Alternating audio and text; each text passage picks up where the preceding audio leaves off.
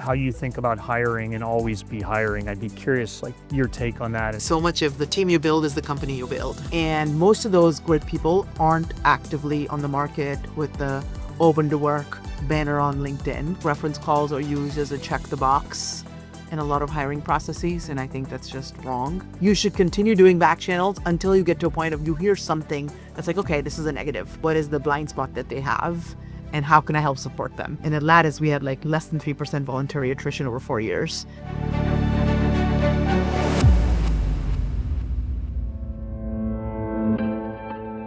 Before we dive into the show today, do you struggle to stand out from the crowd and engage prospects or candidates? If you watch our podcast regularly, you'll notice that many of the clothes I wear are from vendors I love, including this one. Thank you, Craig and the Scale Ventures team. So sending unique gifts is one of the most powerful ways I've ever found to stand out in B2B marketing. From a personalized bobblehead to a cactus to my favorite great jackets like this, gifting can engage prospects and customers and even candidates and build deeper relationships. That's why Whispered is partnered with Sendoso to send Whispered branded jackets to each podcast guest. Sendoso is the #1 gifting platform for companies. Go to sendoso.com to get started.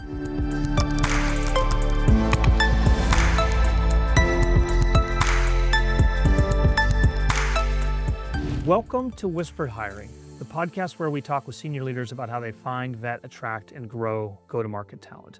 I'm Andy Mowat, founder of Whispered. Today I'm joined by Dini Mehta. Dini, great to see you. Great to see you too, Andy. Thank you for having me. I'm excited. So just a quick bio, Dini is the current operating executive at PeakXV, an investment firm that I really respect. Former CRO at Lattice. I got to compete against her, which was, you always get frustrated with those people. And then we met at a dinner at some point in time. And I was like, wow, this person's really smart. I love how they tick. And so we've become friends after that point. Dini's scaled sales at a couple companies. And we talk a lot about how GTM is changing with AI. So I'm excited to have this conversation today, Dini. Thank you, Andy. That's super kind. Super excited to jam today. That's great. Maybe we started off with, how do you think about designing the leadership roles underneath you?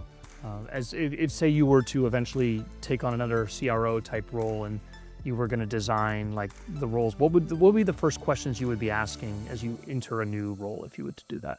Yeah, I mean, I think I've made all the mistakes in the book. Just being in startups, moving fast and doing it for the first time and then learning, okay, that doesn't work. And so what I've learned is like you start with the business problem. Like what is the problem you're trying to solve in the business? And what is the mandate for this person? Because it's easy to like, when you're frustrated, things aren't going well, it's easy to jump in and say, oh, we just need a VP of sales here, or we need, a director of RevOps, and that's going to magically solve all our problems. The truth is one person isn't going to solve structurally all the issues you've got in the business. So really dig in and what are the business problems that you're facing? What is the mandate if you were to hire for this role? And then what's the scope and decision rights that makes sense for a specific role? So I think starting with those 4 pillars of like, what is the business problem? What's the mandate for this person? What is their scope? And what type of decision rights do they have? That is the starting point, and driving alignment around that as a first step. And then I think you jump into, okay, what are the success metrics? And then what is the company stage we're in to map the right candidate that could do a good job here? But starting there is important before you even just think about titles and, where they sit and who they report to. What's your philosophy on, say you find just an amazing operator, but you don't have the right role? Do you ever hire those people, or are those more like manager and lead level, but you're not, or have you ever created a role for somebody senior who's just great? You're like, I know they're going to be good in the business, but I don't know how, but let's get them into the business. Yes, I have. I hired this woman at Lattice. She was amazing as my chief of staff. And she was like a EVP at her company, EVP of sales, but very operationally driven. And she was at a startup, so like understood how to operate in ambiguous environments. And I was like, you know what? She's one of those like generalist who you could drop her anywhere and she'd do a good job and figure it out. So we didn't have a specific role. I was thinking about this chief of staff role. And I think we got introduced for like enablement because that was also another role we were looking for.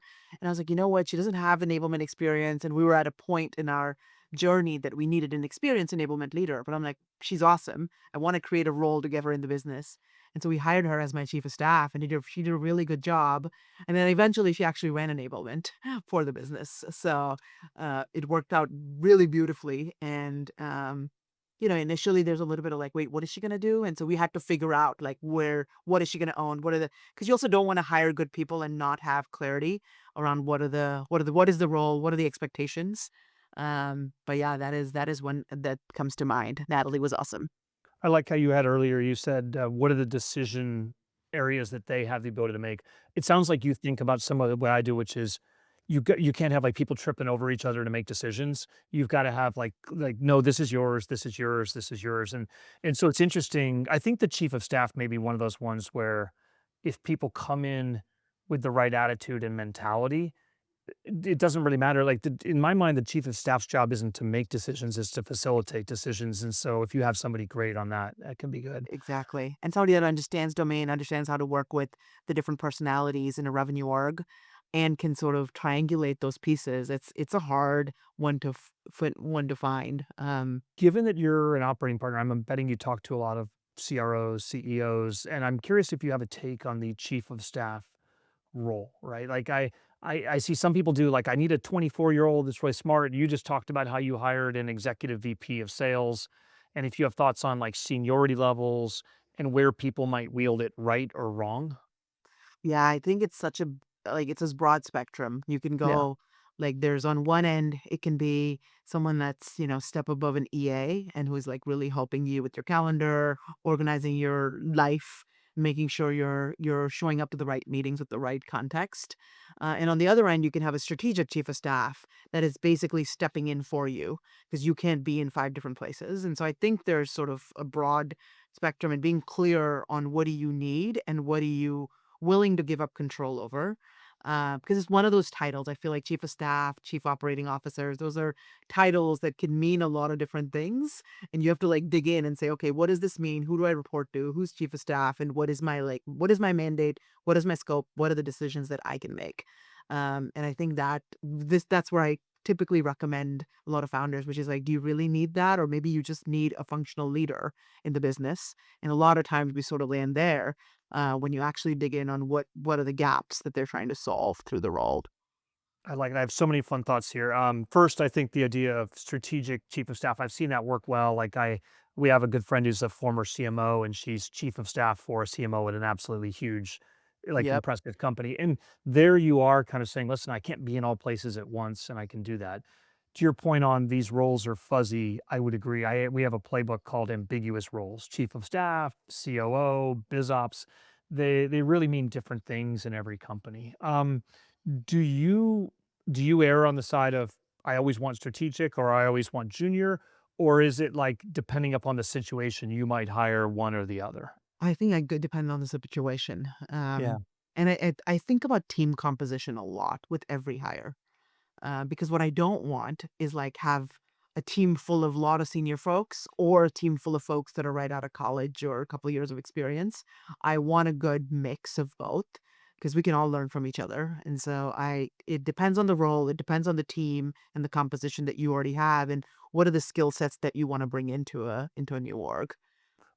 I love that. A bunch of RevOps people and I always talk of it's like if a lot of times RevOps is the right hand to the CRO, they're doing all these things. I try to caution most RevOps people about don't I know it seems really interesting to become the chief of staff to the CRO, but when you do that, you may be doing the board deck or the sales kickoff or this versus like if you truly are a RevOps person, I am always like, don't let yourself go to that chief of staff. So every place I've always been, I'm like, let's find somebody who is that partner that can be there. So it's an interesting one of like sometimes people's jobs end up morphing into chief of staff. So I always caution like if you're going to do that, be conscious that it works that way. Totally. Like be intentional about it. Don't fall into it.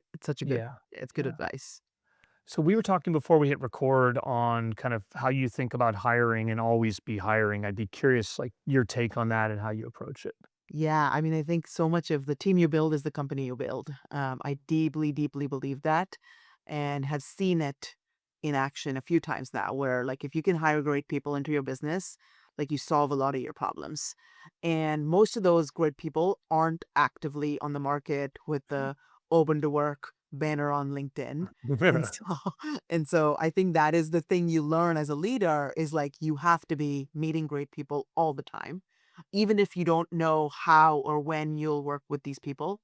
And that can be, it hiring always feels like a tax on your day because you're like, I've got all these things to get done. I've got my day job. Um, I don't have time to go have networking chats and coffees, but I've like it's the highest leverage thing you can do with your time as a leader in the business. And so I do it like, I'm meeting probably 30% of my time when I was operating was spent meeting folks. Whether that's, folks that we're hiring, for current open roles or people just good people out in market.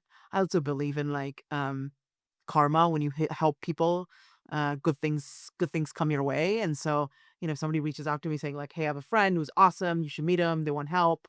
I'll most times I'll say yes, because you meet new folks, you learn, and you've helped someone out as they're sort of navigating their own journey. So I'm huge on ABH. I used to tell my leaders that all the time. I'm like, always be hiring, because you never know who you're going to meet and what roles you're gonna have to hire. So yeah, I'm a huge proponent of doing it all the time. I'm the exact same way. Do you have any where do you meet people? I think it's like you and I are both outgoing. We're kind of like, hey, you asked me to do something, let me do a favor, and I get to say I've really enjoyed that part of how we've become friends. But it's like I'm sure there are a lot of leaders that are like, well, how do I hear what she's saying about meet great people all the time, but how do I do it? Yeah, I mean, I think I've done everything from cold LinkedIn messages to Yeah, folks or ask people in my network, which is like, hey, who are three best people in this specific domain? So at a point, I was managing marketing at Lattice, and I was like, I want to meet the best product marketing leaders. I want to meet the best brand marketers because I know nothing about it. I want to go learn from the best. And so just asking people like, who are the top three folks that you worked with in marketing? Any stage, any level, I don't care. I just wanna go learn from folks and meet people. So I think those are two that have worked really well. I think even networking events, which is how we met, yeah. which is like a networking dinner, and I was like, "Oh, Andy's awesome," even though we were competitors at that point. And then I was like, "Oh, he's cool." So I think you can meet people everywhere if you're intentional about it. I've like struck up a conversation with someone waiting for an Uber and realized that they were, sort of trying to think about what's next. And so I was like, let's get coffee. So I think I'm not actually an extrovert. So I have to put myself out there in terms of like, okay, this is important and you should do it. Um, but, and once you do it a few times, it becomes easier. Yes, I liked the one you said around the best 3 people in the domain. I mean, that if people don't know, that's the classic, like, Sequoia, I think, created it of Yep. let's just every time anybody in the firm asks, they're always looking and building that. I think it's a really fun one. I've never I love connecting people, but I've never really used that one. But I think it's a really powerful one to be able to do because you're always learning and you're always and Totally. when you meet those people, if they're the best, they're not gonna waste your time either, and so you can start to connect them as well. Yep. One other thing that we were talking about before we hit record was the reference calls, which, Yeah. you use. I'd be curious your take on that one. I'm huge on reference calls and back channels. Yeah. I think reference calls are used as a check the box in a lot of hiring processes, and I think that's just wrong. You can get so much, even though references are typically picked by the candidates, and these are people obviously like they have a heads up. They're probably going to say positive stuff about the person. But you can ask things if you go deep enough and you ask things a certain way. You can get signal from even reference calls picked by the candidate, and then back channels are great. I think you should do enough reference calls. I'm a believer for like the senior you go, the more reference calls and back channels you need to do. And you should continue doing back channels until you get to a point of you hear something that's like, okay, this is a negative. But if you're consistently hearing positive stuff, you're like, you haven't dug in enough, is my 2 cents. That's nice. A couple thoughts on this one. One would be I try to say things that put people at ease, right? Which is like, I'm really excited to have Dini on the team. It's like this is more just to understand how she works. And so they're not like, oh, I got to make sure I say the right things. And then the other thing you just said, was, oh, the digging in until you hear something negative. There are a couple time things that people say where I'm like, okay, right. So my God, I would hire this person again in an instant, or um, I've actually been trying to hire them, or those type like some of those things you're like, okay, now I get it. But that's interesting. So you would just keep digging on references until you found it. You want to hear a negative one rather than Something. only hear Yeah. positive, right? Exactly, and if I haven't heard it on one and second reference and a third reference, I'll keep going till the point you're like, "Okay, this is one thing that they're not good at, and or this is the environment that wouldn't do a good job at." So now I know. What I wanna get to is, like, none of us is perfect, we've all got things we could work on, and I wanna get to that point with this person or with these references of, like, get to a point of, like, what is this specific person? What is the blind spot that they have?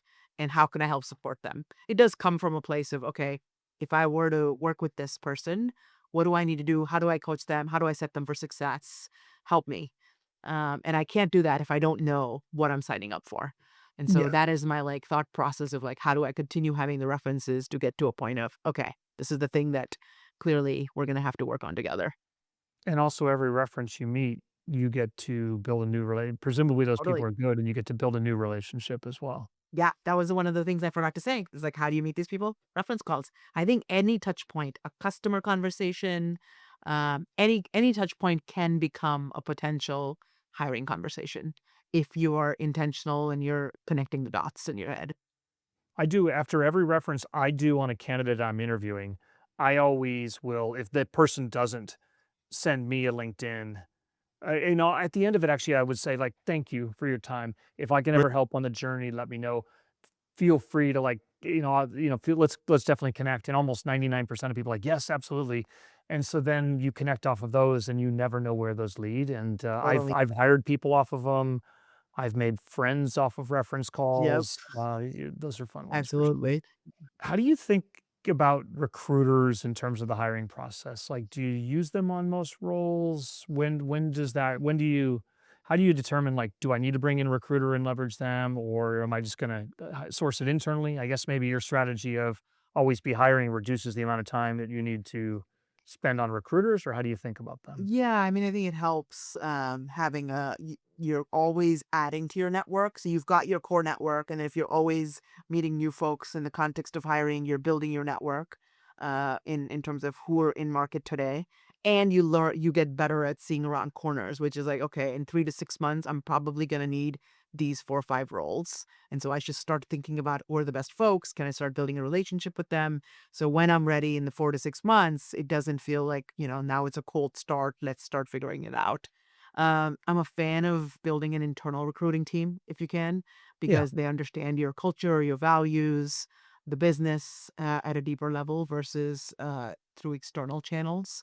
But if you've got urgency and you need to hire folks fast, um, exec recruiters and external recruiters are plugged in to the ecosystem so they know who's looking and the candidates that are out in market. And so I have used exec recruiters as well, but I prefer internal recruiting teams. And if I can hire on my own, that's my preferred route. I like that. I have been lucky enough probably at 4 or 5 times in my career to work with a great, like, individual internal recruiter, Yep. and they're just amazing. Like, are there any stories you've got there, or, like, how do you build the internal recruiting teams? I'm figuring you probably have, like, a CHRO partner on that, but, Mhm. given that you were at Lattice, you probably thought a lot about the people side of the people, right? Yeah, I mean, it was everything. And we wanted to, we cared deeply about the people we're bringing in and the culture that they would bring to the company and the org. Like team composition, going back to that, plus the values fit was very important to us. And internal recruiters were way better at helping us find those candidates versus external recruiters were good at saying, okay, here's the types of companies they've worked at, here's the types of deals they've closed, whatever you can see on someone's LinkedIn versus an internal recruiter is going to go through the process of actually understanding who they are as a human and what type of attributes do they represent and what does that mean for our business. We treated the recruiting team like sat within the sales org. Um, whether it was direct line or dotted line, less so, but they would join all our calls, our meetings, they would join our all hands. So they really understood like how things are going, what are areas of improvement, who are the players, what type of leaders do a really good job, and what are the types of leaders that we're promoting, bringing in from outside. So I think the more you can include your recruiting partners in your org, the better they'll be able to represent that in market. I think a lot of times folks sort of try to keep them as two separate functions, but the more you include folks within the and give them more context, the better results you'll see. I totally agree. I've never gone that far, but I should have. But it's like the one area where I've done it maybe is I think I agree with yours. Like they should sit on your floor, sit in your bullpen. They should understand that. The one area where we do it is, like, we'll have the sales leader, the RevOps leader, the people partner, and the recruiter all in meetings together, when you're looking at, like, performance, Yep. because at that point in time, the recruiter's gonna know in advance you're gonna be able to, like, shorten the time on the backfills and be able Yep. to get it up more, and but I think your point is good. Like, I just reflect back on every company I've ever been at, like, they sat on a different floor and they may have individually been good, but I love the idea of, you sit in the sales team or in the CS team and you get to know these people and culturally. I also think another thing that we did at Lattice was revisit the attributes and the hires you've made every like 6 months to 12 months. Just so I think you're like looking, because it's so easy to just go, go, go, the next thing and the next thing and the next thing. But things are changing fast. Your sort of team profile is changing, the business is evolving. So you need to evolve the team with it. So having a touch point with the recruiting team around, hey, here's the types of profiles that work really well, we might want to tweak a couple of these things. And then from the last, cohort of folks, here's the things we've learned about how to onboard them. What are the right folks? What are things we should maybe like look out for next time around? I think that sort of feedback loop is so important. And a lot of times when you're in hypergrowth growing fast, it's easy to miss.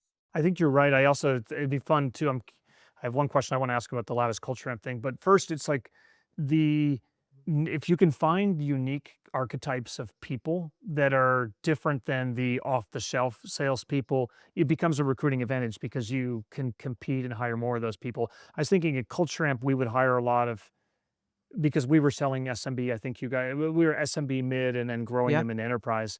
I think we could hire because we had so much top of funnel, I'm guessing you did too. We Mm. could really get creative with personalities because they didn't need to be outbounding, they needed to be closing. Yep. And so that allowed us to really like iterate on unique personas that I wouldn't have hired if I'm selling SaaS software to marketers or something like that. Yeah, totally. I mean, that was an advantage for sure. The point of our, and I think one of the learnings we had at Lattice was our best sellers were folks that were warm, because selling to HR is great at reading people and building trust quickly. So these folks have to be warm and build trust quickly. But on the flip side, also be assertive and help HR make the purchase in some ways with the sales cycle. Because HR folks, they've got a lot on their plate. Buying software is sort of bottom of the list. They're not doing it often, and so having a seller that can build the trust, but then help them take all the steps that goes into buying software. So those two attributes became like core to our hiring process. Like that's how we need to hire, and they, very similar to you, where we had a lot of inbound, and the BDR SMB teams were the talent funnel into the other orgs, which was a huge advantage.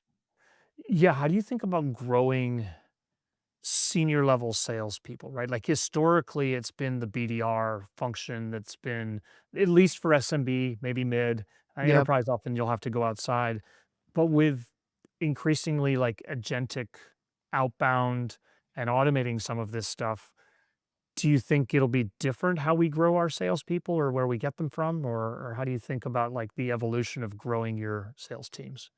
I'd Yeah. say at Culture Amp, we probably grew every one of our SMB and mid reps internally, right, from SDR, Yeah, for sure. same.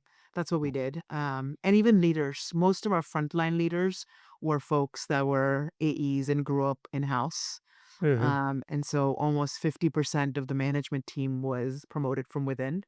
And then we tried to have, and the higher you go, like directors and VPs, it was harder to find folks internally, because you also want to have a bar for each of those roles. Um, but yeah, so we did a lot of those. I think with this new world with AI, I still think, there's just going to be smaller teams.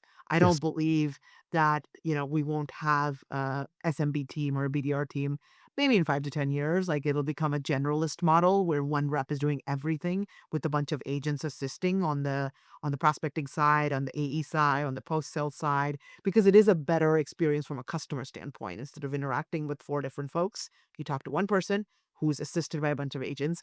But I think we're not there. We're very early in this journey. So my sense is in the short term, it's going to be the bar just goes much higher. Instead of, having a 10-person team, you're going to have a 3-person team managing a bunch of agents. And so the sort of bar of excellence just goes up across all teams, which is a good thing. But it'll be interesting to see how it evolves for sure. I agree. What you touched on it a little earlier. You talked about your chief of staff also ended up running enablement at some point. I'm actually spending a lot of time thinking of how does the role of manager and enablement evolve with AI, right? Because in theory, you look at a manager and they may listen to like a call here or a call there, but AI can listen to every single call and see every single edit. Like, do you see a world under which sales managers' roles themselves change? I mean, I think, yeah, I do think that's going to evolve. All roles are going to probably change in the long run. So I'm short term. I think we're overestimating how much is going to change and how all of salespeople are going to get replaced. I don't believe that. I don't think we're there yet.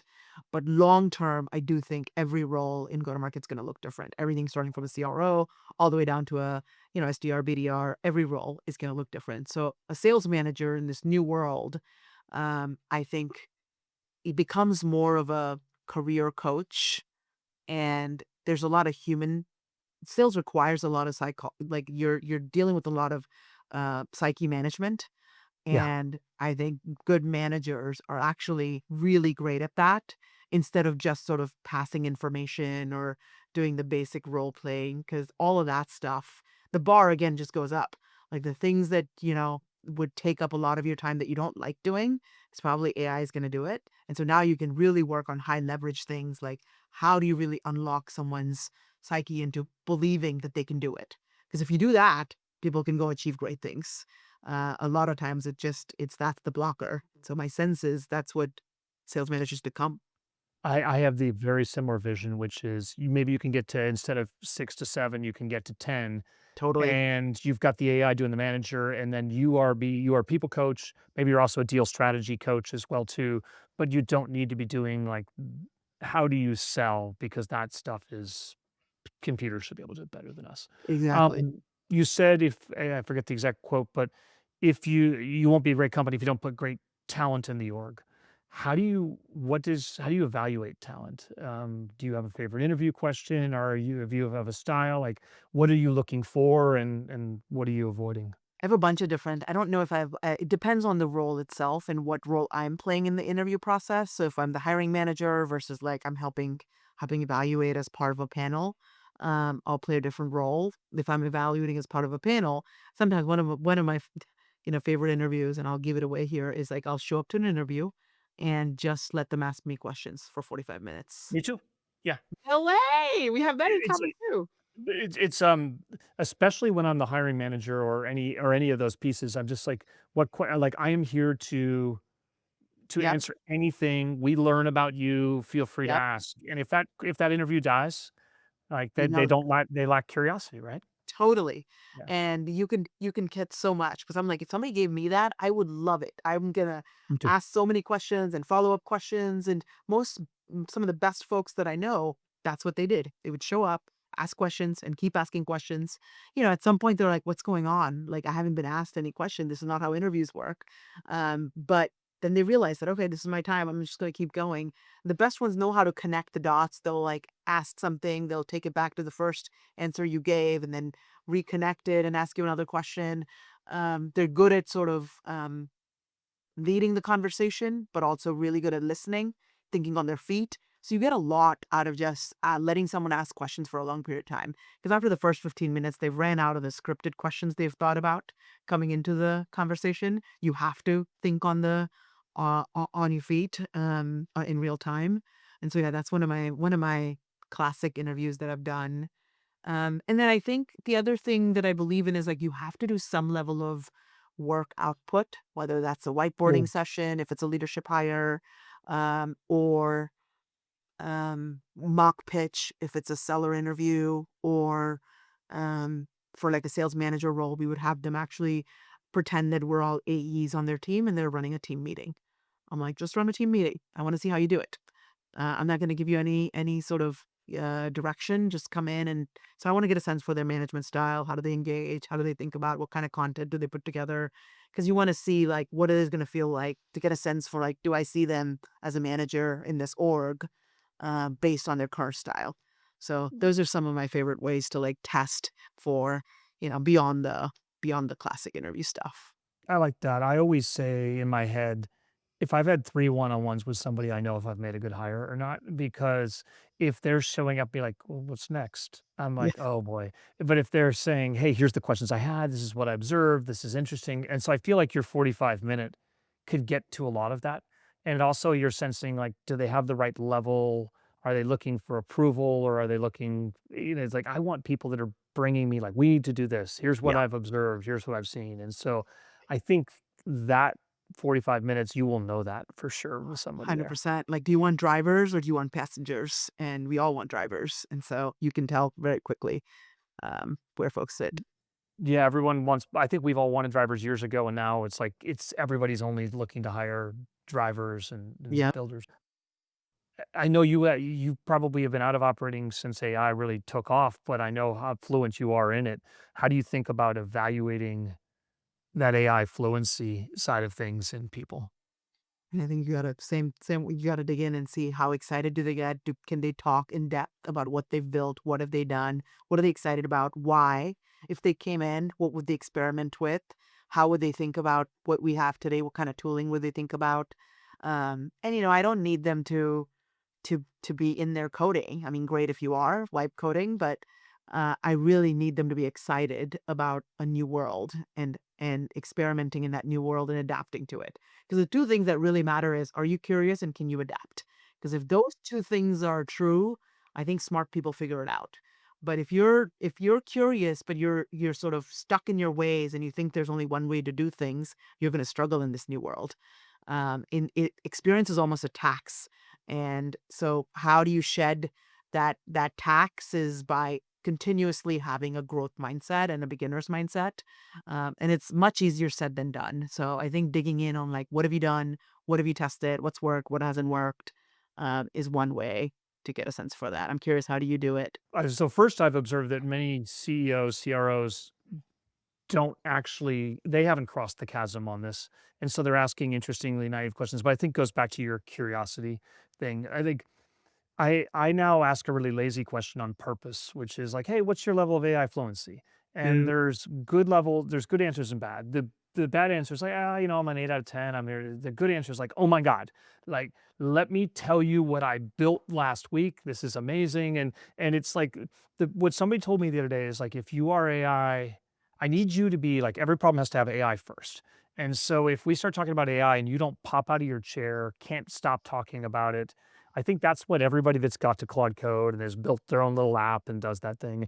I don't care if it's in work or out of work. Actually, I've observed that especially if you're at a company bigger than like 40 million in revenue, you can't really do that much inside these companies with AI because security, budgets, like I can bring in a new system every 2 days on my side projects. I can bring in a new system every 8 months to 12 months on the internal. And so I spend a lot of time thinking, and I spend a lot of time talking with a lot of rock star people that are coding on the side. Like I have coding sessions with 5 RevOps at Unicorn leaders, including some of the big ones where we'll just be like, "What are we gonna build together today?" And so, like, you need people like, yes, I'm over 50, but I'm still like have that curiosity. And so yep. I do, sorry for spouting on this one, but it's just so I do believe there's a fundamental belief that age and AI ability or curiosity are Yep. inversely correlated. But I think I see enough of those breakout people that are able to do it. But I think the people that don't have the curiosity, It's gonna um, be hard. they're doomed. They are dim. It's gonna be hard. I mean, even when you ask someone if you are rebuilding this process, whatever their role or domain is, how would you do it today? And it tells you if they've thought about it from a first principle standpoint of here's the things that I would outsource to an agent. Here's the things that humans actually add leverage. So this is where I would like structure the team. Here's how I would start. And if you don't have that level of an answer and you're still sort of talking surface level, you're like, okay, they haven't thought about it. They don't care. Is the signal you get from an answer like that. I love it. Were you a consultant at some point in time early in the career or no? No. No. I feel like I don't think is structured in like the strategy consulting structure. I was like the banker side where we're like, get in the numbers and work on it. And every time somebody uses first principle, somebody told me today, like, you're amazing first principle. I'm like, I struggle with that term because I never know. I'm like, to me, it just means like using the basic structure. I don't know. I'm blabbering a little bit, but I always, every time somebody says first principles, I'm like, I don't ever know what that quite means. And so I always struggle with that one. Anyway, how do you, maybe kind of wrapping up, like, how do you, once you've hired somebody, how do you grow the talent that you've got? Yeah. And I care deeply about this because I think a lot of times people over index on hiring and less on retention. But if you think about the best companies, when you're growing really fast, what actually matters is you retain your best people. And at Lattice, we had like less than 3% voluntary attrition over 4 years, which was like, I was so proud of that because that meant our best people were choosing to spend another year and another year and another year in the business because they thought that they were getting the growth. They felt the community ties in the business. And so I think for senior hires, I know what's ironic is if you think about enablement training, most of those are geared towards your ICs and folks right out of college. And most senior hires, you come to a business, you're like, welcome, here's your laptop, here's your team, good luck. True. Which is I think a total fail.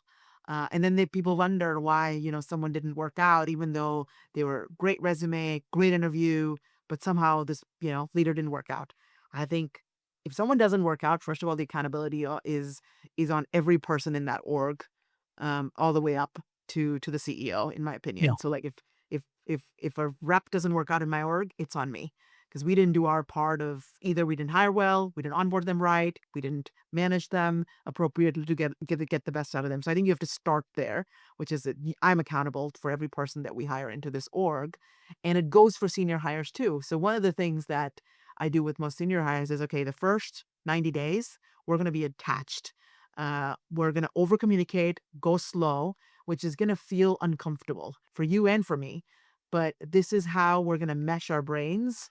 And I want to get to a place, I would tell folks, which is we'll be in 2 meetings and we say the same answer.